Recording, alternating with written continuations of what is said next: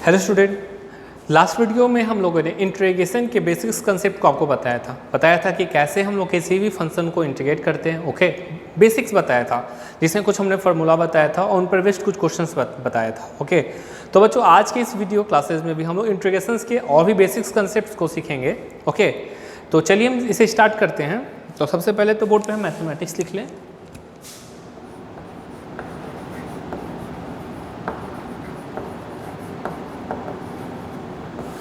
ठीक है बच्चों, तो बच्चों हमने आपको डिफरेंशिएशन के क्लास में बताया था अलजेब्रा ऑफ डेरिवेटिव, जिसमें हमने आपको बताया था कि कैसे दो या दो से ज़्यादा फंक्शन अगर सम के फॉर्म में दिया गया हो तो हम लोग सबको इंडिविजुअल्स अलग अलग डिफरेंशिएट करते हैं। ओके, उसमें हमने आपको ये भी बताया था कि कैसे कोई फंक्शन और कांस्टेंट का जब प्रोडक्ट दिया हो तो उसे हम लोग अलग अलग कांस्टेंट को बाहर निकाल कर फिर डिफरेंशिएट करते हैं फिर। ठीक है, तो इंटीग्रेशन में भी कभी कभी इस टाइप्स के क्वेश्चन आ जाते हैं, ऐसा कंडीशन आ जाता है, तो उस केस में हम लोग क्या करेंगे। ओके, तो चलिए देखते हैं इसे हम।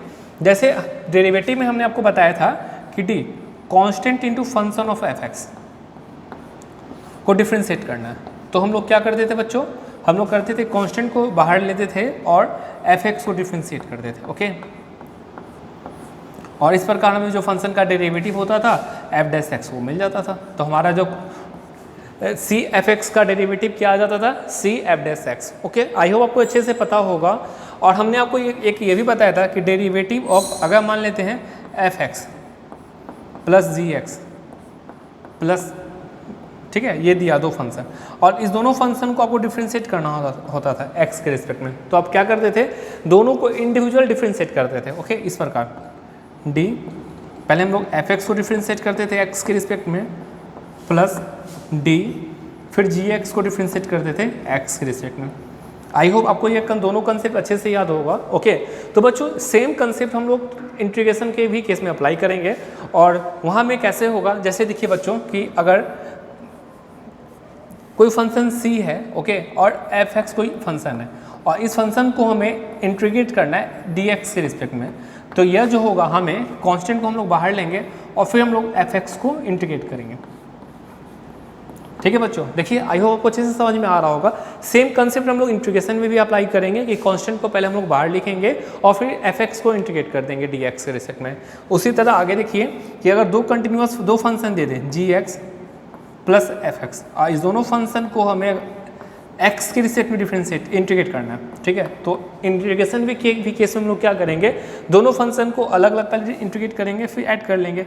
तो पहले जी एक्स को एक्स के रिस्पेक्ट में इंटीग्रेट करेंगे प्लस फिर एफ एक्स को एक्स के रिस्पेक्ट में इंटीग्रेट करेंगे, तो हमारा फिर दोनों को हम लोग ऐड कर लेंगे, तो जो हमारा आंसर होगा और ये आंसर हमारा दोनों सेम ही होगा। ओके, ये बेसिक्स अलजेब्रा है, एडिशन हो तो एडिशन, सब्ट्रैक्शन हो तो सब्ट्रैक्शन। ठीक है, परंतु डिवीजन और मल्टीप्लिकेशन के केस में हम लोग डायरेक्टली डिफरेंशिएशन का फॉर्मूला अप्लाई नहीं करेंगे, उसके लिए हम लोग आगे बताएंगे आपको, वो अभी ज़रूरत नहीं है। ओके, अभी बेसिक्स में ही बहुत सारे पार्ट्स हैं जो आपको सीखने हैं, जैसे कि हमने कल आपको बताया था कि tan x का डेरिवेटिव होता है sec स्क्वायर एक्स और sec स्क्वायर एक्स का इंटीग्रेशन होता है tan x, पर हमने आपको नहीं बताया था कि sec x का इंटीग्रेशन क्या होगा। ओके, तो बच्चों आज हम आपको वो बताने वाले हैं कि sec x का इंटीग्रेशन क्या होगा, cosec x का इंटीग्रेशन क्या होगा। ओके, मतलब आज कंसेप्ट बेसिक कंसेप्ट पे ही डिस्कस करेंगे। ओके, जो कि काफ़ी इंपॉर्टेंट है, तो आई होप आपको ये समझ में आ गया होगा। इससे आप लोग बोल सकते हैं अलजेब्रा ऑफ इंटीग्रेशन। ठीक है, algebra of integration, algebra of integration.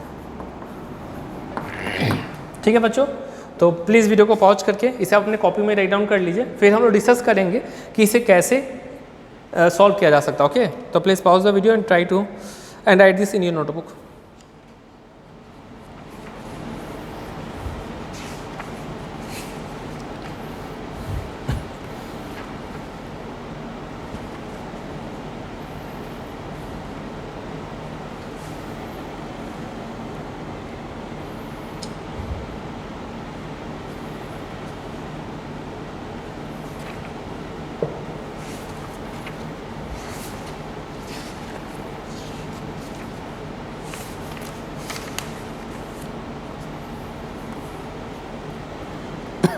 I hope बच्चों आप लोगों ने इसे अपने कॉपी में राइट डाउन कर लिया होगा। तो चलिए हम और भी कुछ कंसेप्ट आपको बताते हैं। हमने आपको डिफरेंशिएशन के वीडियो लेक्चर में बताया था कि किसी भी फंक्शन को उसके बेस फंक्शन के रिस्पेक्ट में ही हम लोग डिफरेंशिएट कर पाते थे। और इंटीग्रेशन के केस में भी कल हमने आपको बताया था कि अगर इसका बेस फंक्शन x है तो हम लोग x के रिस्पेक्ट में डिफरेंशिएट कर पाएंगे। ओके, और देखिए अगर बेस फंक्शन सेम नहीं हो तो हम लोग उस फंक्शन को डिफरेंशिएट नहीं कर पाएंगे, इंटीग्रेट भी नहीं कर पाएंगे। ओके, जैसे देखिए कुछ इसे हम यहाँ समझते हैं कि अगर आपको यहाँ पे दिया हुआ है साइन e⁻x, ओके, और यहाँ पे आपको दिया हुआ है dx, तो बच्चों देखिए इसे हम लोग डायरेक्टली cos ex नहीं लिखेंगे। ओके, देखिए हमारा जो बेस फंक्शन है ex है और यहाँ तो dx आ गया, तो नहीं कर पाएंगे। तो क्या करेंगे, हम ये सब कंसेप्ट आपको बताएंगे, इसे कैसे इंटीग्रेट करेंगे वो भी आगे बताएंगे। अभी फिलहाल देख लीजिए, परंतु अगर यहाँ पे डायरेक्टली ex होता, डायरेक्टली ex होता, जैसे ये देखिए साइन e⁻x और हमें e⁻x के रिस्पेक्ट में इंटीग्रेट करना था, तो हम लोग इसका इंटीग्रेशन डायरेक्टली बोलेंगे cos e⁻x plus integration constant. ठीक है, तो ये बहुत इंपॉर्टेंट बात है, इसे ध्यान रखिएगा कि किसी भी फंक्शन को हम लोग उसे डायरेक्टली अभी जो सीख रहे हैं डायरेक्टली बेस, इसमें भी कोई चैन रूल नहीं होता, इसमें इंटीग्रेशन में कोई चैन रूल नहीं होता, सब्स्टिट्यूशन होता है उसके जगह, हम उस पर भी डिस्कस करेंगे। फिलहाल पे देख लीजिए कि किसी फंक्शन को हम लोग डायरेक्टली उसी की बेस फंक्शन के रिस्पेक्ट में इंटीग्रेट करते हैं। अभी आपको बस यही पढ़ना, अभी इतना ही दिमाग में याद रखिएगा और कुछ दिमाग मत लगाइए। ठीक है, कि किसी फंक्शन को उसका बेस फंक्शन क्या और उसी बेस फंक्शन के में आपको रिस्पेक्ट में आपको इंटीग्रेट करना। ओके, तो चलिए इसे हम इरेज करते हैं और कुछ क्वेश्चंस देखते हैं इन सभी बेस्ड अलजेब्रा ऑफ इंटीग्रेशन पे बेस्ड।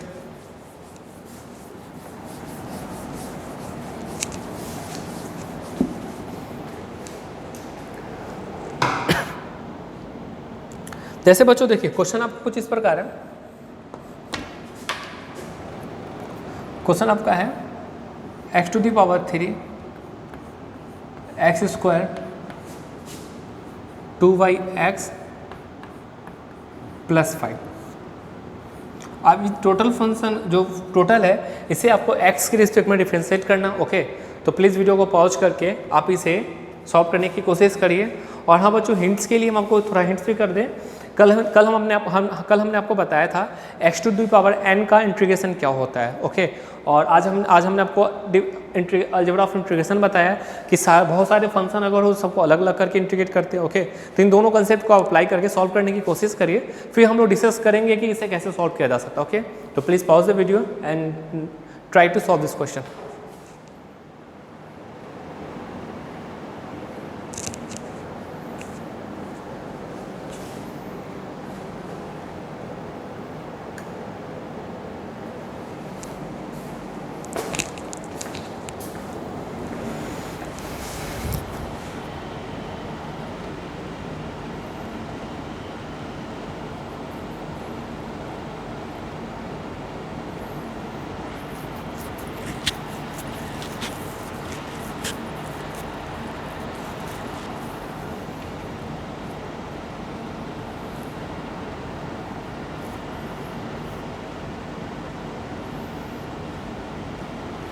आई होप बच्चों आप लोगों ने इसे अपने कॉपी में राइट डाउन कर लिया होगा। तो चलिए अब हम देखते हैं कि इसे कैसे सॉल्व किया जा सकता है। ओके,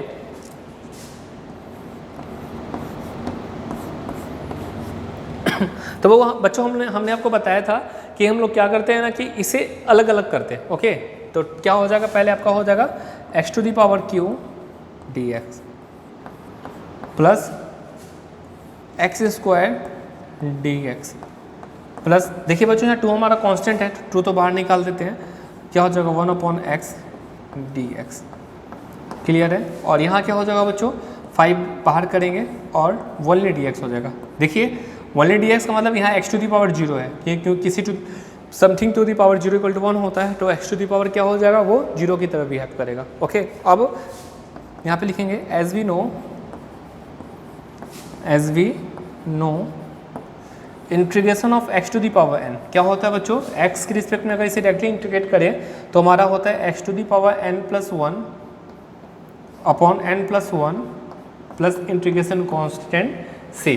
ठीक है बच्चों, तो देखिए यहाँ हमारा क्या है x⁻³ है, तो 3 + 1 हो जाएगा ना, 3 + 1 अपॉन 3 + 1 4, तो मतलब ये हो जाएगा x⁻4/4 प्लस इंटीग्रेशन कांस्टेंट। देखिए बच्चों इसमें भी इंटीग्रेशन कांस्टेंट होगा, इसमें भी होगा, इसमें भी होगा, इसमें भी होगा, और सारा इंटीग्रेशन कांस्टेंट ही है, तो सारों को हम लोग ऐड करके एक पार्टिकुलर मान लेंगे लास्ट में। ठीक है, तो अब यहाँ क्या हो जाएगा, एक्स टू दी पावर, देखिए 2 है तो 2 + 1 3 हो जाएगा, 3/3 हो जाएगा, प्लस ये देखिए क्या हो जाएगा 2।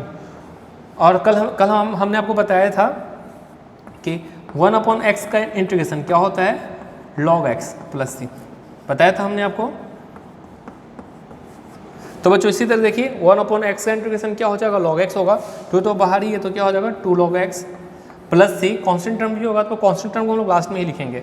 और यहाँ देखिए x टू दी पावर 0 है तो 0 + 1 1 हो जाएगा, 0 + 1 1 हो जाएगा, तो मतलब ये क्या हो जाएगा 5x + c। ठीक है बच्चों, लास्ट में हम लोग इंटीग्रेशन कांस्टेंट को ऐड कर दिया। तो इस प्रकार हमने इस गिवन जो हमारा क्वेश्चन था उसे हम लोगों ने इंटीग्रेट कर दिया है, और जो हमारा फाइनल आंसर आया वो क्या आया है, x to the power 4/4 + x to the power 3/3 + 2 log x + 5x + c। Okay, तो आई होप बच्चों आप लोगों इसे समझ रहे होंगे अच्छे से कि कैसे हमने इसे इंटीग्रेट किया है। ओके, अगर आपको इसे समझने में कोई भी डाउट्स हो तो आप बेहिचक हमें कमेंट बॉक्स में कमेंट करें। ओके, हम पूरी कोशिश करेंगे आपके डाउट्स को दूर करने का। ओके, तो please pause the video and write this in your notebook. After that I will discuss next question.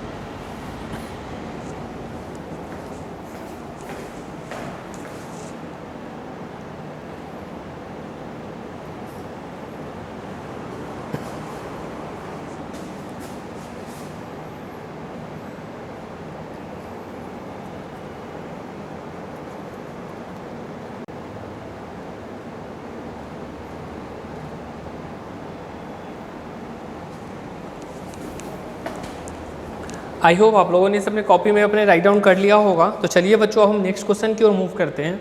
Okay,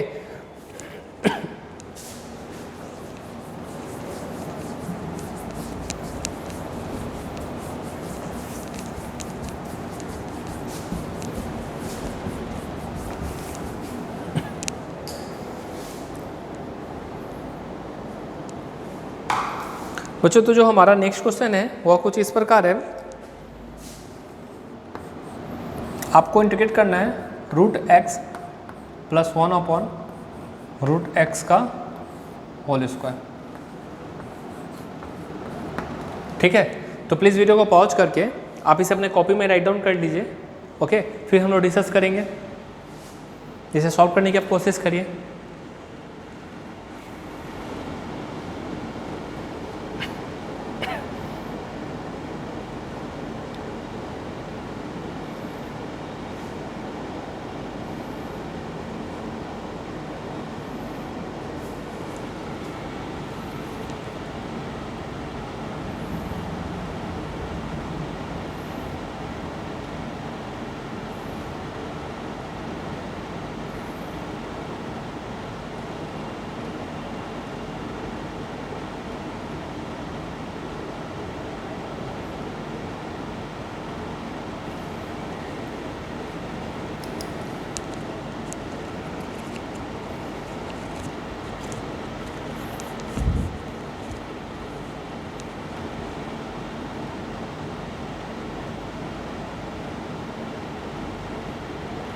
I hope आप लोगों ने इसे अपने कॉपी में राइट डाउन कर लिया होगा। तो चलिए अब हम इसे सॉल्व करते हैं और देखेंगे कि इसे कैसे हम लोग इंटीग्रेट कर सकते हो।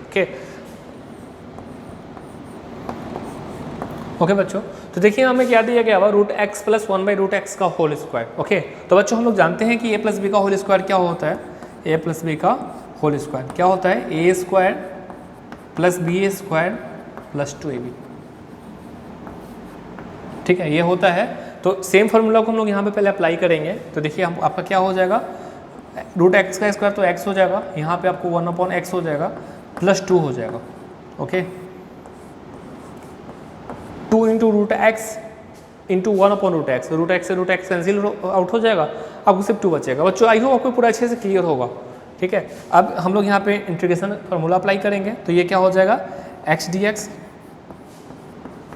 नेक्स्ट आपका क्या हो जाएगा 1/x dx, और उसके बाद क्या हो जाएगा 2 कांस्टेंट रहेगा, सिर्फ dx आ जाएगा।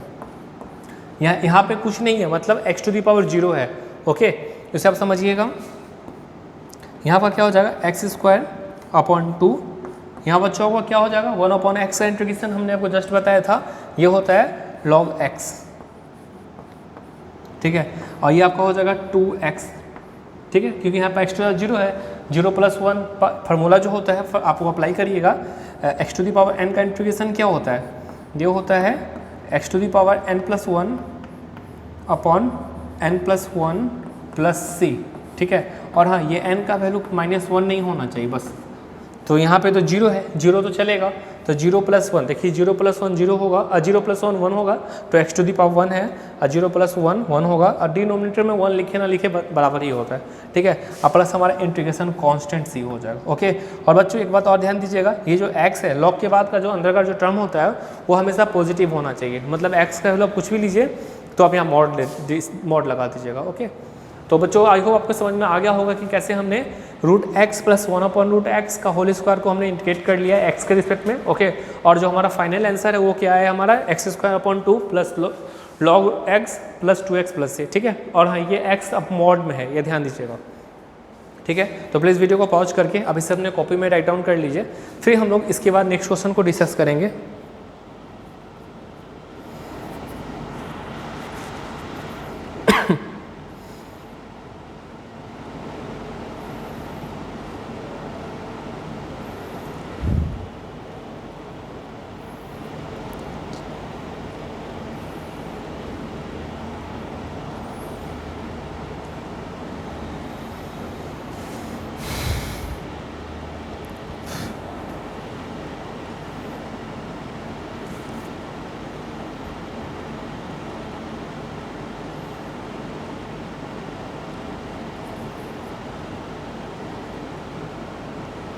आई होप बच्चों आप लोगों ने इसे सॉल्व कर लिया होगा।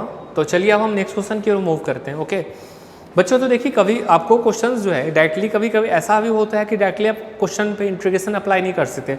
जिस तरह हमने यहाँ क्या क्या फार्मूला लगाया, उसे अलग अलग फॉर्म किया, सिंप्लीफाई किया, फिर इंटीग्रेट किया। नहीं, कभी कभी आपको ऐसा होते हैं कि आपको इंटरनली चेंज भी करने पड़ते हैं। ओके, चेंज करने के बाद आपको इंटीग्रेट कर पाइएगा, ठीक है। तो आपको इस बात को ध्यान देना है, ठीक है, क्योंकि अभी जो हम आपसे क्वेश्चन पूछेंगे वो हम वही क्वेश्चन पूछेंगे जितना कंसेप्ट हमने आपको बताया है। ओके, और हाँ, अगर बेसिक्स अलजेब्रा अपने क्लास 9th में पढ़े होंगे तो उस अलजेब्रा का भी कंसेप्ट आप अप्लाई करिएगा। ओके, तो बिल्कुल पैनिक मत होइएगा, क्वेश्चंस बहुत ईजी है। आप अपने टेक्स्ट बुक के एक्सरसाइज 1 और एक्सरसाइज 2 को इजीली सॉल्व कर सकते हैं। ओके, अभी तक हमने जितना भी कंसेप्ट बताया उसी कंसेप्ट के आधार पर। ओके, तो चलिए हम क्वेश्चन अब आपको बताते हैं। नेक्स्ट क्वेश्चन हमारा क्या है।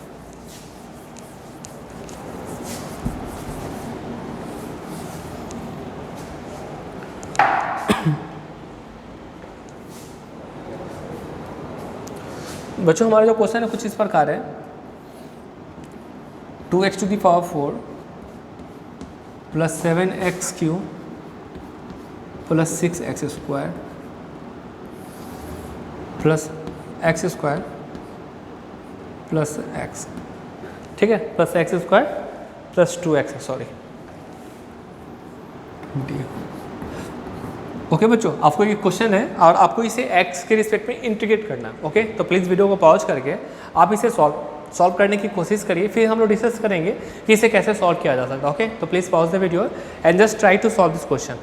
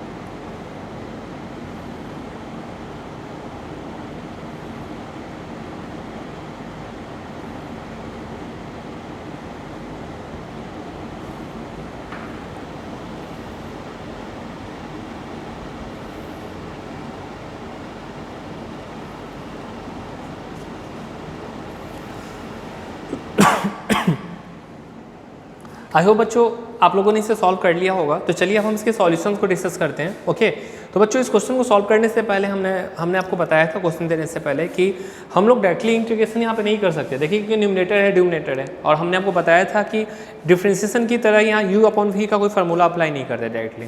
ठीक है, वो आगे पढ़ना है, आगे हम आपको बताएंगे। तो अभी हमने आपको नहीं बताया, तो अभी आप अप्लाई नहीं करिएगा। ठीक है, तो इसे हम लोग कैसे इंटीग्रेट करेंगे, तो क्या करेंगे, इसे हम फैक्टराइजेशन की हेल्प से इंटीग्रेट करेंगे। ठीक है, अब फैक्टराइज कैसे करेंगे, चलिए देखिए हम आपको फैक्टराइजेशन के हेल्प से बताते हैं। तो बच्चों अगर न्यूमरेटर वाले टर्म में से हम सिर्फ x² कॉमन लें, ठीक है, तो आपका जो टर्म बचेगा वो हो जाएगा x² + 7x + 6। ठीक है बच्चों, और डिनोमिनेटर वाले टर्म में से अगर हम x कॉमन लें तो आपको बचेगा x + 2।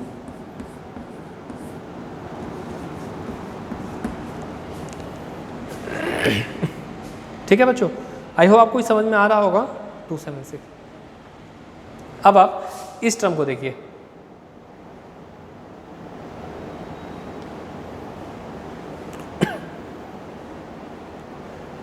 सॉरी यहाँ पे x ही था, x ही होगा।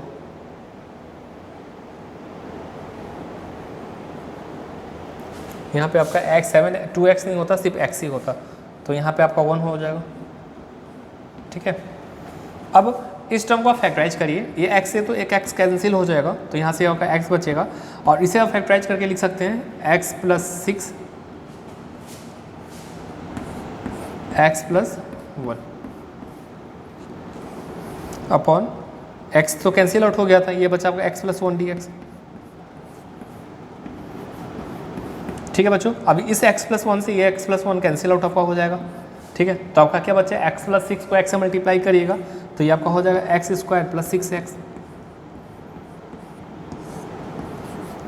ठीक है, अब आप क्या करिएगा, अब आप इसे करिएगा अलग अलग टर्म को करिएगा, x² dx + 6 तो कांस्टेंट है, बाहर निकालेंगे, और x dx।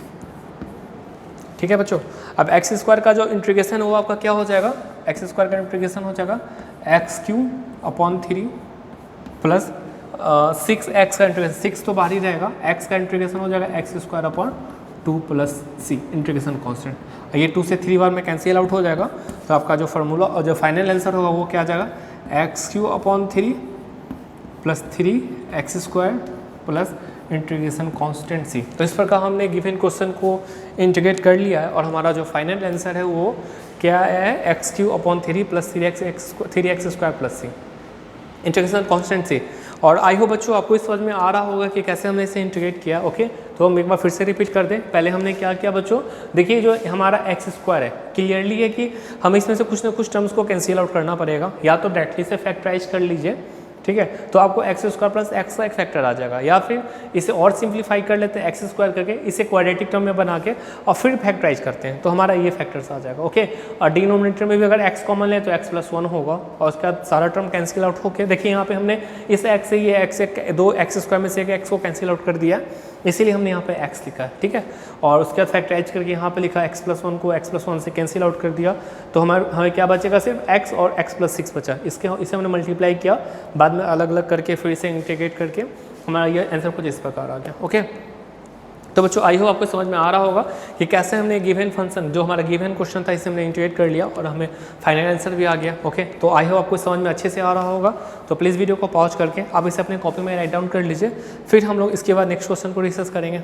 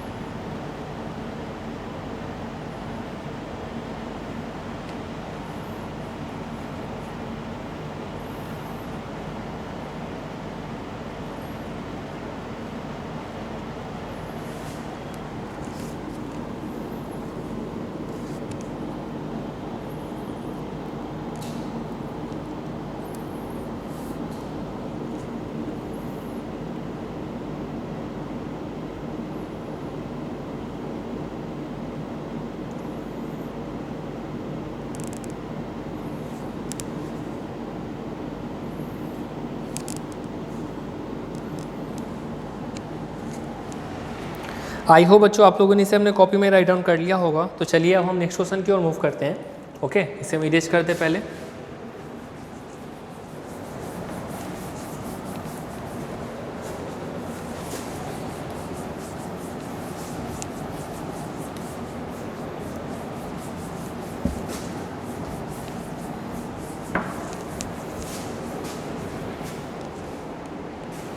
बच्चों तो हमारा जो क्वेश्चन है कुछ इस प्रकार है।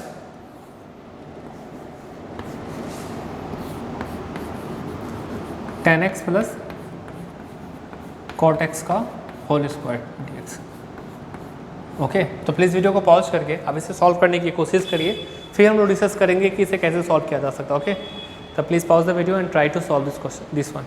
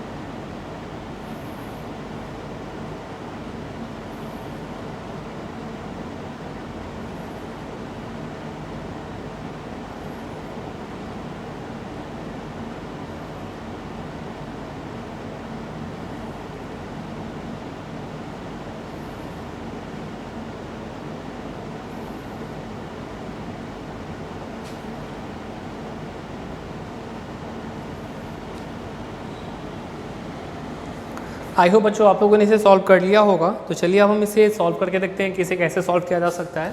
ओके, इसे कैसे इंटीग्रेट करें। तो सबसे पहले बच्चों हम लोग यहाँ पे a प्लस बी का होल स्क्वायर का फॉर्मूला अप्लाई करेंगे। फर्स्ट स्टेप तो हमारा ये होगा, ठीक है। तो अप्लाई करेंगे तो हमारा क्या आ जाएगा, हमें अगर tan square X plus cot square x,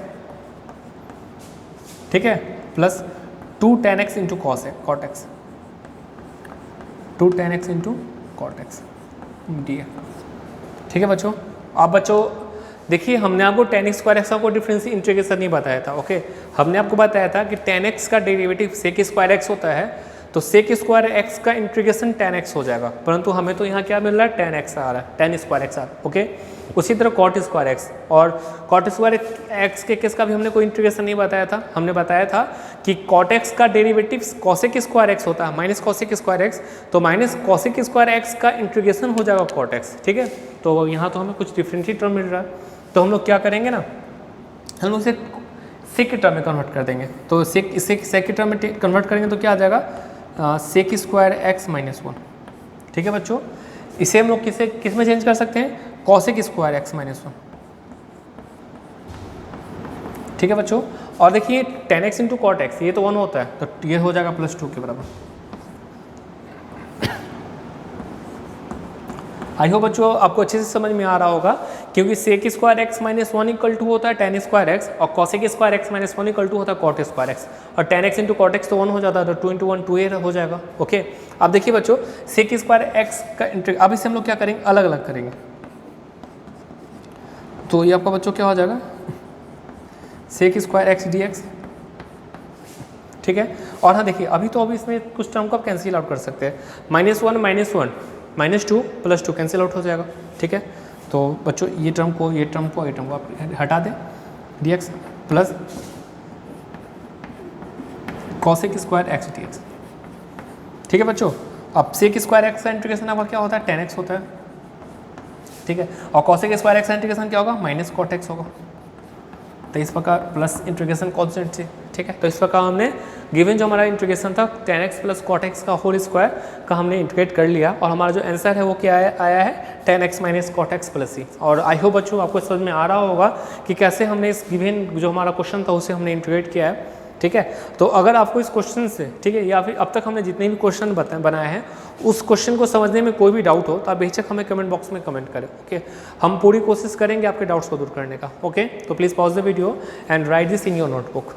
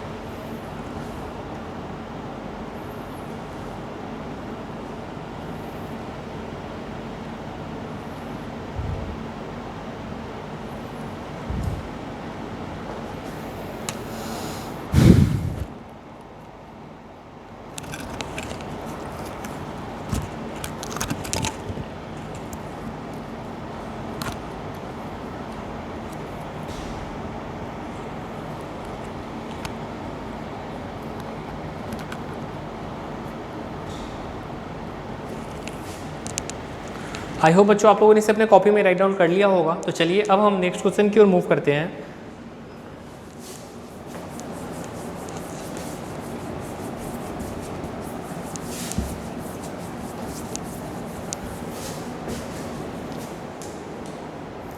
तो बच्चों हमारा जो नेक्स्ट क्वेश्चन है वो कुछ इस प्रकार है।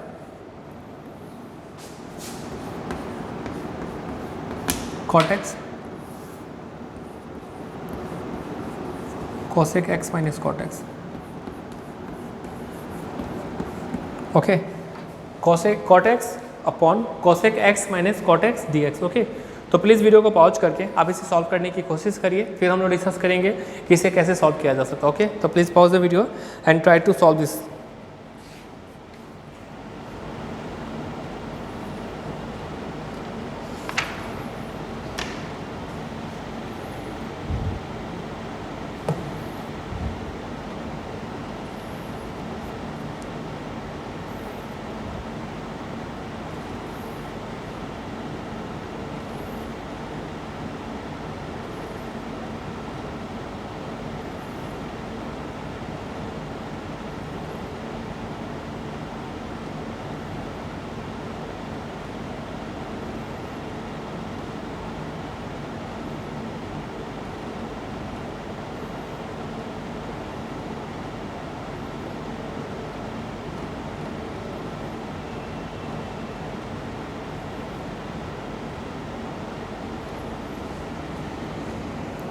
आई होप बच्चों आप लोगों ने इसे अपने कॉपी में राइट डाउन कर लिया होगा।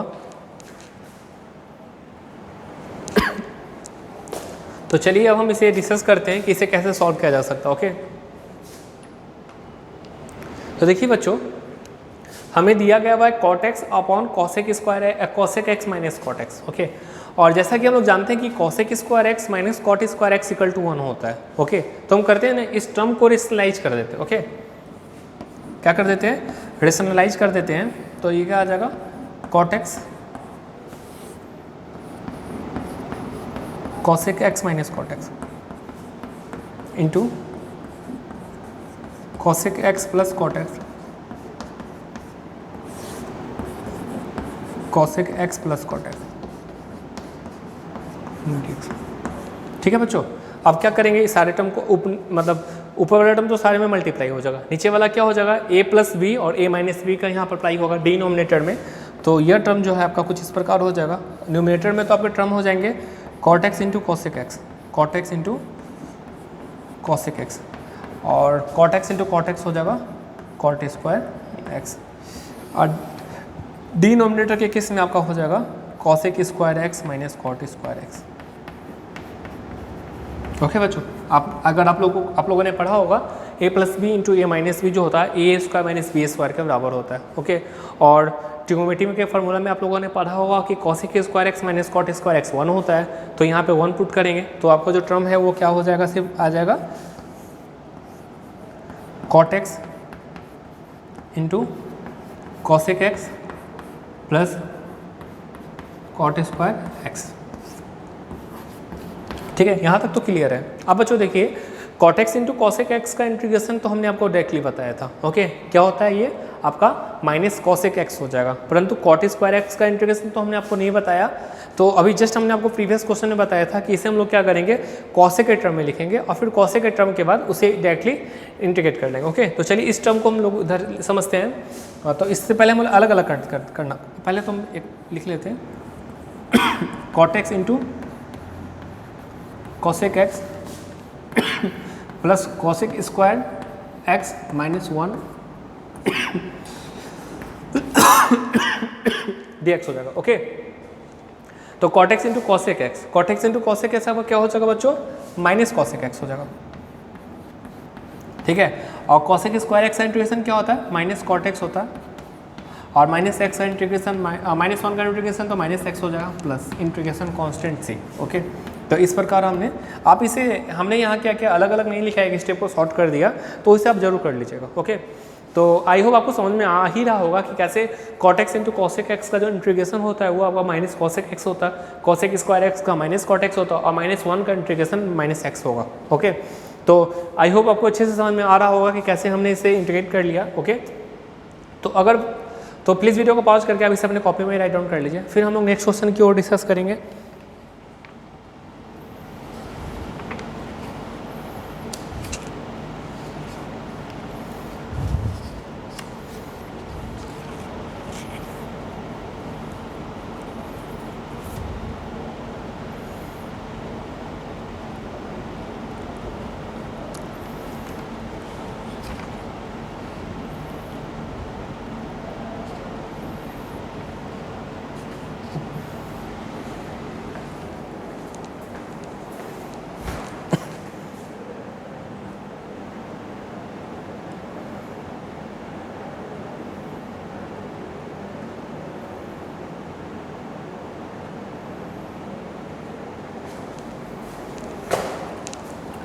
आई होप बच्चों आप लोगों ने इसे अपने कॉपी में राइट डाउन कर लिया होगा। तो चलिए अब हम नेक्स्ट क्वेश्चन की ओर मूव करते हैं। Okay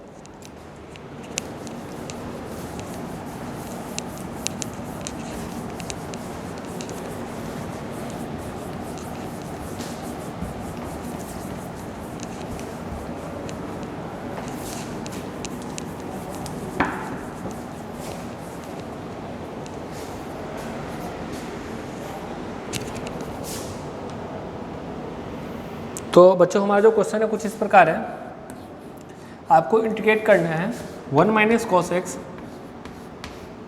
upon 1 plus cos x. ठीक है, आपको इंटीग्रेट क्या करना है 1 minus cos x upon 1 plus cos x. तो प्लीज़ वीडियो को पॉज करके आप इसे सॉल्व करने की कोशिश करिए। और हाँ बच्चों, इसे आप डायरेक्टली इंटीग्रेट नहीं कर पाइएगा। ओके, तो आपको यहाँ पे क्या करना पड़ेगा, या तो फार्मूला अप्लाई करना पड़ेगा या फिर इंटरनली चेंज करना पड़ेगा। तो आप सोचिए, फिर हम डिस्कस करेंगे कि इसे कैसे इंटीग्रेट किया जा सकता है। ओके, तो प्लीज़ वीडियो को पॉज करके सॉल्व करने की कोशिश करिए, फिर हम डिस्कस करेंगे।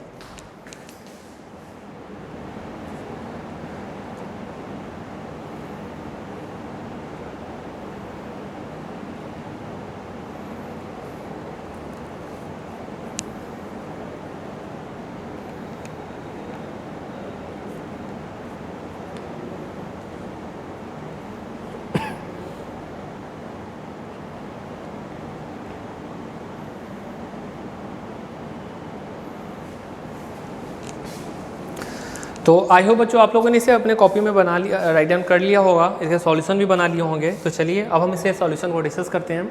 ओके बच्चों, तो देखिए बच्चों, ये जो क्वेश्चन है आपका, इसे आप दो तरीके से सॉल्व कर सकते हैं। पहला तरीका तो आपका यह है कि 1 माइनस कॉस एक्स और 1 प्लस कॉस एक्स का जो ट्रिगोमेट्रिक फार्मूला आप लोगों ने पढ़ा था क्लास 11th में, उसे अप्लाई करेंगे और फिर इसे tan के टर्म में आ जाएगा, और tan को टर्म में tan स्क्वायर के टर्म में आएगा, और tan स्क्वायर टर्म को फिर हम लोग सेक के टर्म में कन्वर्ट करके इंटीग्रेट डायरेक्टली कर लेंगे। वो काफ़ी ईजी है, क्योंकि उसे हमने अभी तक हमने सॉल्व करते आ रहा था। ठीक है, और दूसरा तरीका है कि रेशनलाइज करके। ठीक है, तो रेशनलाइज वाला हम तरीका आपको बता देते हैं, वो भी इजी है, दोनों इजी ही मेथड है। तो अब यहाँ देखिए आपका क्या है, 1 minus cos x 1 plus cos x. हम लोग करते हैं ना बच्चों क्या कि 1 माइनस कॉस एक्स से न्यूमिनेटर और डिनोमिनेटर दोनों में मल्टीप्लाई कर देते हैं। ठीक है बच्चों, यहाँ हमने क्या किया, देखिए यहाँ प्लस था तो माइनस हमने दोनों न्यूमिनेटर और डिनोमिनेटर दोनों में मल्टीप्लाई किया। तो ये हमारा क्या आ जाएगा, यह हमारा आ जाएगा 1 माइनस कॉस एक्स का होल स्क्वायर। ठीक है बच्चों, और नीचे डिनोमिनेटर में हमारा क्या स्क्वायर एक्स। आई होप आपको समझ में आ गया होगा कि हमने कैसे 1 माइनस कॉस स्क्वायर एक्स किया है, a plus B into A minus B, A square minus B square, 1 का स्क्वायर तो 1 ही रह जाएगा। ठीक है, और देखिए तो ये आपका 1 माइनस कॉस स्क्वायर एक्स क्या हो जाता है, साइन स्क्वायर एक्स। तो इसे हम लोग कुछ इस प्रकार भी लिख सकते हैं, 1 minus cos x upon sine x का होल स्क्वायर। ठीक है बच्चों, देखिए तो क्योंकि इसका भी होल स्क्वायर था और यहाँ भी स्क्वायर होगा तो होल स्क्वायर कर दिया हमने। ठीक है, क्लियर होगा। अब 1 बाई साइन की जगह हम लोग क्या लिख सकते हैं, इसे कुछ इस प्रकार लिख सकते हैं, ये आपका हो जाएगा कॉसेक एक्स, और ठीक है, और कॉस बाई साइन ये हो जाएगा माइनस कॉट एक्स का होल स्क्वायर। ठीक है बच्चों, अब हम लोग क्या करेंगे, अब हम लोग यहाँ फिर ट्रिगोमेट्री अलजेब्रिक इक्वेशन अप्लाई करेंगे, a माइनस बी का होल स्क्वायर, अलजेब्रिक जो इक्वेशन है। तो यहाँ पर क्या हो जाएगा, कॉसेक स्क्वायर एक्स। ठीक है बच्चों, ये आपका हो जाएगा प्लस कॉट स्क्वायर एक्स। ठीक है, और क्या हो जाएगा -2 cosec X into cot X into cot X D X, ठीक है। और बच्चों देखिए तो कॉट एक्स, यहाँ कॉसेक स्क्वायर एक्स का डायरेक्टली इंटीग्रेशन तो होता है माइनस कॉट एक्स, परंतु कॉट स्क्वायर एक्स का नहीं होता। तो यहाँ पे हम लोग क्या करेंगे, कॉट स्क्वायर एक्स को फिर से कॉसेक स्क्वायर एक्स के टर्म में कन्वर्ट करेंगे। तो देखिए इसे हम लोग यहाँ पे करते हैं, कॉसेक स्क्वायर एक्स की जगह तो डायरेक्टली कॉसेक स्क्वायर एक्स लिख दीजिएगा, ठीक है। और ये जो कॉट स्क्वायर एक्स वाला टर्म है इसकी जगह फिर से हमें लिखना पड़ेगा क्या, कॉसेक स्क्वायर एक्स माइनस 1, ठीक है बच्चों। क्योंकि फार्मूला ही होता है cosec square X minus 1 equal to cot square X. और जो रिमेनिंग टर्म हमारा क्या है, -2 cot X into cosec X, -2 cot X into cosec X D X. Okay बच्चों देखिए तो इस प्रकार हमने लिख दिया। अब इसे फिर से थोड़ा सा सिंप्लीफाई कर ले तो ये हमारा क्या हो जाएगा, 2, ये हमारा हो जाएगा 2 cosec square X -2 cot X into cosec X और -1 डी एक्स। देखिए बच्चों आपको समझ में आ रहा होगा। देखिए cosec square X plus cosec square X, 2 cosec square x, फिर हमने उस टर्म को लिख दिया, फिर -1 को लिख दिया। अब इसे हम लोग अलग अलग कर देते हैं, 2 को बाहर निकालेंगे तो आपका क्या हो जाएगा, cosec square X D X. Okay बच्चों यहाँ का -2 बाहर निकालेंगे और क्या आ जाएगा, cot X into cosec X, cot X into cosec X D X और माइनस डी एक्स, ठीक है। अब ये कॉसेक स्क्वायर एक्स का इंटीग्रेशन आपका क्या हो जाएगा, -2 कॉट एक्स। देखिए कॉसेक स्क्वायर एक्स का इंटीग्रेशन तो माइनस कॉट एक्स होता और 2 पहले से था इसीलिए -2 कॉट एक्स हो जाएगा, ओके। और देखिए फिर से cot X into cosec X का इंटीग्रेशन क्या होता है, माइनस कॉसेक एक्स होता है, ऑलरेडी माइनस है तो माइनस माइनस क्या हो जाएगा, प्लस हो जाएगा, +2 कॉसेक एक्स, ओके बच्चों। और डी एक्स का डायरेक्टली इंटीग्रेशन क्या हो जाता है, बस एक्स होता है तो +x + c, ओके। तो इस प्रकार देखिए बच्चों हम लोगों ने जो 1 - cos x upon 1 + cos x था उसे हम लोगों ने इंटीग्रेट कर लिया है और हमारा जो आंसर है वो क्या आया है, -2 cot x +2 cosec x plus x equal two plus integration constant, okay.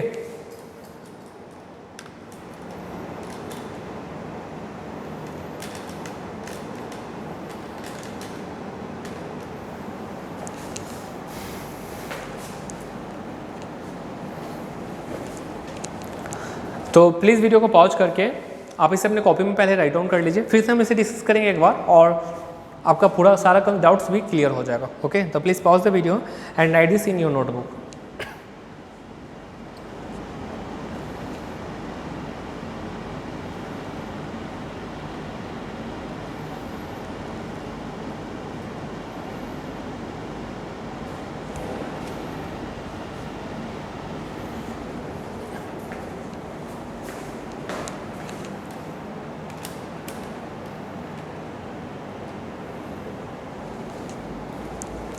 I hope बच्चों आप लोगों ने इसे अपने कॉपी में राइट डाउन कर लिया होगा। तो देखिए बच्चों एक बार इसे फिर से रिपीट करते हैं। पहले हमने क्या किया, इसे रेस्लाइज किया। रेस्लाइज करने के बाद जो हमें 1 - cos x का होल स्क्वायर है, 1 - cos स्क्वायर x जो आया है, तो 1 - cos स्क्वायर x की जगह तो हम लोग जानते हैं sin स्क्वायर x होता है, तो इसे होल का स्क्वायर कर दिया हमने, 1 - cos x upon sin x का होल स्क्वायर। अब इसे हमने 1/sin x और cos/sin करके cosec x - cot x के टर्म में कन्वर्ट करके इसे डायरेक्टली एक्सपेंड किया, ओके। अब cosec स्क्वायर x का इंटीग्रेशन तो होता है, सिंपली आप लोग जानते हैं, परंतु cot स्क्वायर x का डायरेक्टली इंटीग्रेशन नहीं होता है। उसे हम लोग क्या करते हैं, पहले cosec के टर्म में तोड़ते हैं फिर इसे इंटीग्रेट करते हैं, ओके। तो यहाँ हमारा क्या हो जाएगा, cosec स्क्वायर x -1, ओके। हमने इसे cot स्क्वायर x की जगह हमने क्या किया, cosec स्क्वायर x -1 और फिर जो लास्ट वाला टर्म है -2 cosec x into cot x को हमने वहाँ पे लिख दिया, -2 cot x into cosec x, okay. अब बस देखिए cosec और cosec मिला के 2 cosec स्क्वायर x हो जाएगा, -2 cot x into cosec x को हमने यहाँ लिखा और -1 को वहाँ लिख दिया। उसके बाद तो डायरेक्टली इजी स्टेप है, उसके बाद तो आप लोग इजी कर सकते हैं, ओके। तो बच्चों आई होप आपको पूरा अच्छे से समझ में आ गया होगा, ठीक है। और अगर फिर भी अगर आपको कोई भी डाउट्स हो तो आप बेहिचक हमें कमेंट बॉक्स में कमेंट करें, ओके। हम पूरी कोशिश करेंगे आपके डाउट्स को दूर करने का, ओके। तो बच्चों हम लोगों ने अभी तक 2 वीडियोज़ बनाए इंटीग्रेशन का, ओके। पहला वीडियो और दूसरा आज का वीडियो।